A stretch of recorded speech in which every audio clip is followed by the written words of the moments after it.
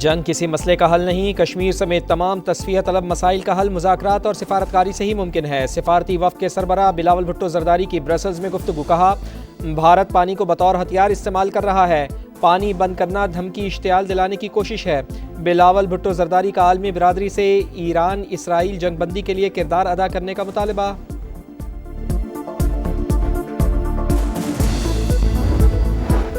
مسلم ممالک اسرائیل سے تعلقات منقطع کریں، OIC اجلاس بلا کر مشترکہ حکمت عملی وضع کی جائے، عالم اسلام کا اتحاد نظر آنا چاہیے۔ وزیر دفاع خواجہ آصف کا قومی اسمبلی میں اظہار خیال۔ کہا مسلم دنیا متحد نہ ہوئی تو سب کی باری آئے گی۔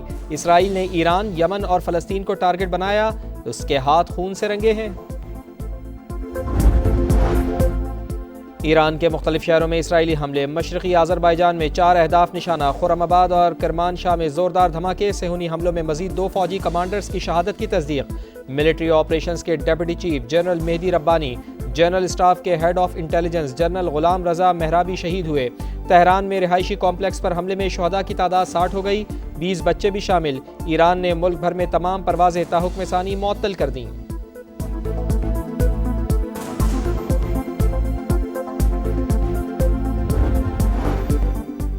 ایران کے جوابی میزائل حملوں کے بعد تل ابیب میں تباہی، کئی عمارتیں زمیں بوس، 4 اسرائیلی ہلاک، 90 سے زائد زخمی۔ ایران کا آپریشن بادئ صادق سوم جاری، مزید 2000 میزائل داغنے کا اعلان۔ سپریم لیڈر آیت اللہ خامنائی کہتے ہیں ایران پر حملہ اسرائیل کی سنگین غلطی ہے، صہیونی حکومت سزا سے بچ نہیں پائے گی۔ ایران کی سیکیورٹی سرخ لکیر، اس لکیر کو عبور کرنے والوں کو پچھتانا پڑے گا، جو بھی اسرائیل کی مدد کو آئے گا ہمارا ہدف ہوگا۔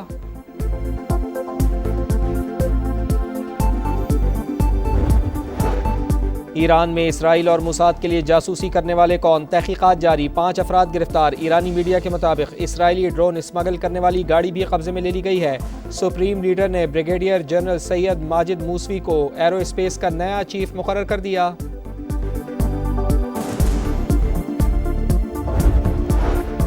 غزہ میں اسرائیلی سفاکیت کم نہ ہوئی، مختلف علاقوں میں بمباری سے 2 روز میں 90 شہادتیں، 605 فلسطینی زخمی ہوئے۔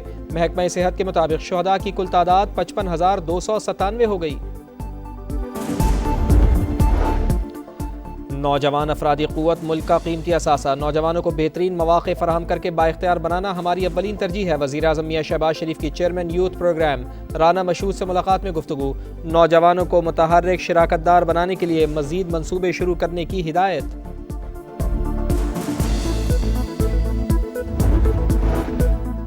سندھ کے منصوبوں کو سپورٹ نہ کیا تو وفاقی بجٹ کی حمایت نہیں کی جائے گی، وزیر اعلیٰ سندھ مراد علی شاہ کی پوسٹ بجٹ پریس کانفرنس۔ کہا وفاق زیادہ ٹیکسز صوبوں سے جمع کرتا ہے، اپنے وعدوں پر عمل کرے، وسائل فراہم کرے۔ رواں مالی سال کے اختتام پر ریکارڈ 1460 اسکیمیں مکمل کرنے جا رہے ہیں۔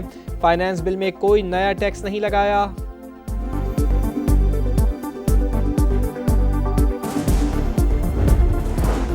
وفاق کو ہم ایک آنکھ نہیں بھاتے، NFC ایوارڈ میں ہمیں 90 ارب روپے کم ملے، مشیر خزانہ خیبر پختونخوا مزمل اسلم کا شکوہ۔ پوسٹ بجٹ کانفرنس میں بتایا کہ رواں برس KP حکومت کا تاریخی سال تھا، صوبہ اسی وقت پرفارم کرتا ہے جب وفاق پرفارم کرے، ہم نے الزام تراشیاں چھوڑ کر آگے کی جانب دیکھا۔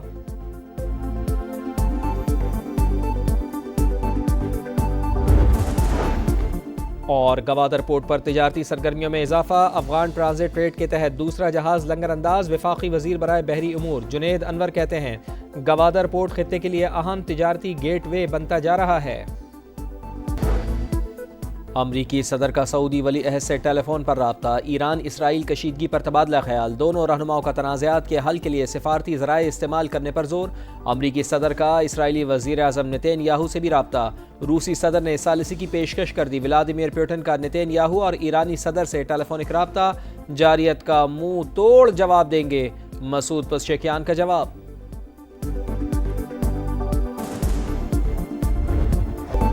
ایران کو اقوام متحدہ چارٹر کے تحت دفاع کا حق حاصل، پاکستان کی اسرائیلی حملوں کی شدید مذمت۔ پاکستانی مندوب عاصم افتخار کا سلامتی کونسل کے اجلاس سے خطاب، کہا اسرائیل کی جانب سے خود مختاری کی مسلسل خلاف ورزیاں معمول بنتی جا رہی ہیں، عالمی برادری کشیدگی کم کرانے کے لیے اقدامات کرے، اسرائیل کو صفاقانہ کارروائیوں پر جواب دہ ٹھہرانا چاہیے۔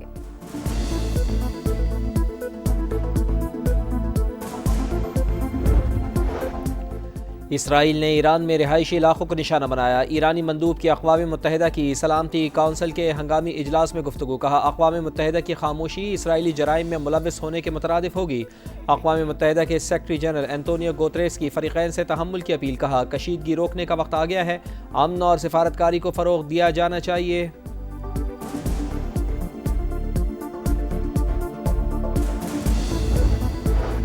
فلسطین کے 2 ریاستی حل سے متعلق کانفرنس ملتوی کر دی گئی۔ کانفرنس 17 سے 20 جون تک نیو یارک میں ہونا تھی۔ خطے میں فلائٹ آپریشن معطل ہونے کی وجہ سے فلسطینی صدر نے کانفرنس میں شرکت سے معذرت کر لی۔ فرانسیسی صدر نے بھی کانفرنس کا مقام اور وقت تبدیل کرنے کا مطالبہ کیا۔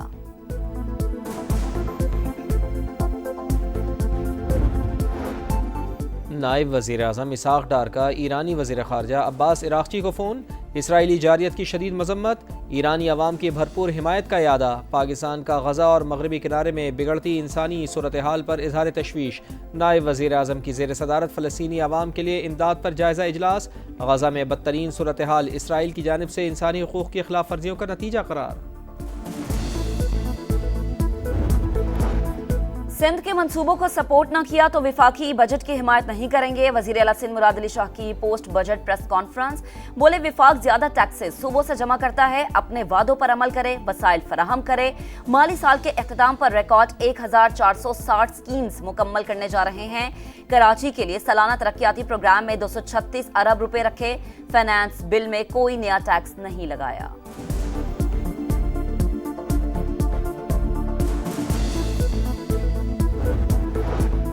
کے پی حکومت کا رواں برس تاریخی سال تھا، صوبہ اسی وقت پرفارم کرتا ہے جب وفاق پرفارم کرے، مشیر خزانہ خیبر پختونخوا مزمل اسلم کی پوسٹ بجٹ پریس کانفرنس، بولے پہلی بار نان ٹیکس ریونیو میں بہتری آئی، وفاق کی جانب سے این ایف سی میں 90 ارب روپے کم ملے، ہم نے الزام تراشیاں چھوڑ کر آگے کی جانب دیکھا۔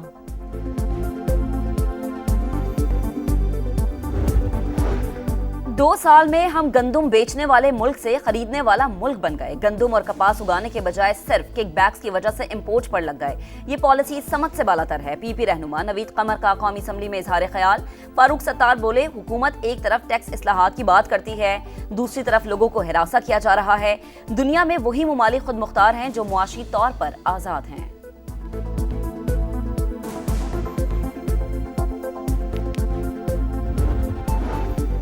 این ایف سی میں خیبر پختونخوا کا حصہ نہیں دیا جا رہا، پی ایس ڈی پی میں صرف 55 کروڑ روپے رکھے گئے، احسن اقبال صاحب یہ پیسہ بھی کہیں اور لگا دیں۔ اسد قیصر کا قومی اسمبلی میں خطاب، بولے 26ویں آئینی ترمیم بانی کو جیل میں رکھنے کے لیے لائی گئی، پی ٹی آئی انصاف چاہتی ہے۔